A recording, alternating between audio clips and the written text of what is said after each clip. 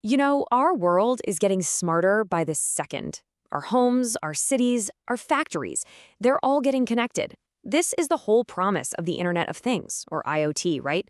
It's all about making life more convenient, more efficient. But what if I told you that the very foundation of this amazing connected future has a massive hidden flaw? So let's start with a number, 70%. Now you might be thinking, what's that? The number of homes with a smart speaker? Nope.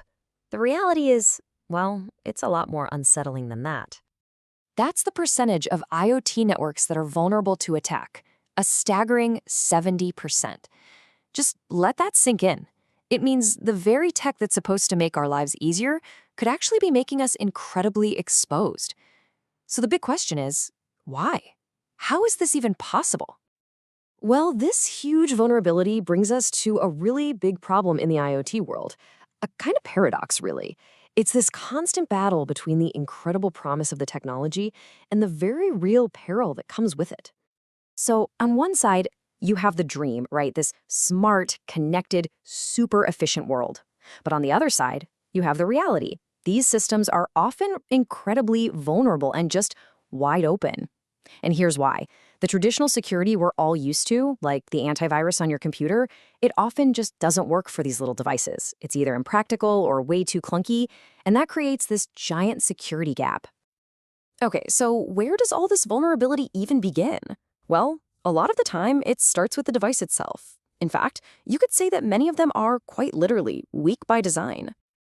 I mean, think about some tiny, smart sensor in a factory or your home. To make it cheap, small, and able to run on a tiny battery for ages, manufacturers have to use really basic processors and super simple operating systems. The thing is, these little chips and systems just don't have the muscle to run the kind of advanced security we need. They are, by their very nature, resource constrained.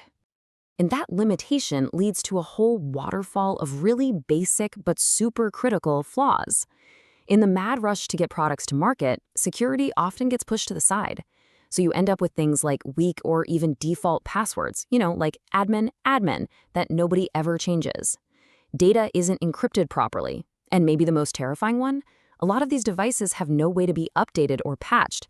So when a security hole is found, it just stays there forever. But hey, the problem isn't just the device itself. It's also about how these things talk to each other. And that takes us from the physical gadget right into the airwaves, where a whole different set of unseen threats are lurking. And this is where we get into something a lot of people just don't think about. We're always worried about hackers coming through the internet, right?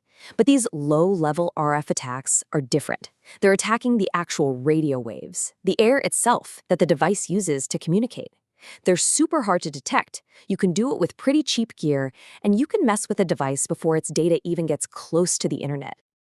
And really, this gets to the core of the whole network issue. Think of it like this. The very languages or communication protocols that these devices use to speak to each other, well, they're often full of security holes from the start. This means the whole chain of information, from that tiny sensor all the way to the server, is constantly at risk of being attacked. Okay, so we've got weak devices. We've got insecure networks. But there's a third challenge. And this one is what makes the whole thing just mind-boggling. And that's the problem of sheer scale. First up is something called device heterogeneity. It sounds fancy, but it's a pretty simple idea. There's just a crazy amount of variety out there. We're talking about countless different devices from thousands of different companies, all using different software, all needing to somehow work together securely. It's a mess. Then you've got the sheer scalability of it all. We're talking billions of these things, scattered all over the planet, and that number is just exploding every year.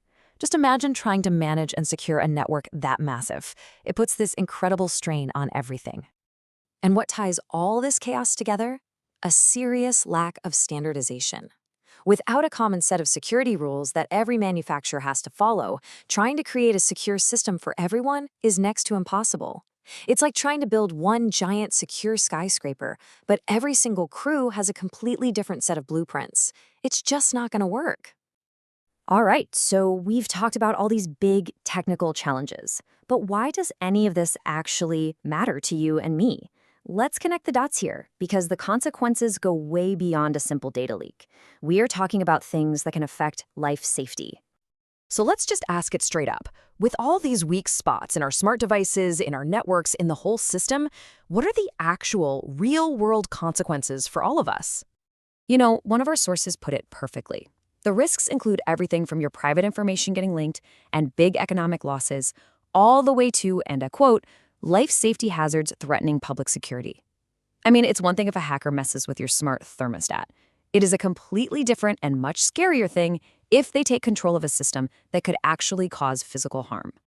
And look, this isn't some far-off sci-fi scenario. These risks are real, and they touch almost every part of our modern lives. Just think about it. The connected medical device that's monitoring a loved one, the systems controlling the buildings we work in, even the sensors that manage our power grid and our water supply. The stakes here are just incredibly high.